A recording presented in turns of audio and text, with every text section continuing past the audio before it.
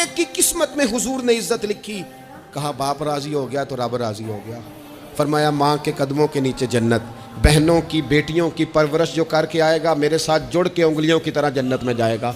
फरमाया तुम में सबसे बेहतर वो जो अपने घर वालों के लिए, अपनी बीवी के लिए बेहतर, मैं तुम सबसे ज़्यादा अपने घर वालों के लिए बेहतर।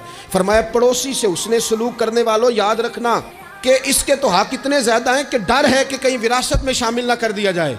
नबी पाक अलैहिस्सलाम ने फरमाया जो बीबी सिर्फ हामला हो, हामला, उसे रब की बारगाह में इतना ही अजर मिलता है जितना तलवार लेके जिहाद करने वाले को सवाब मिलता है।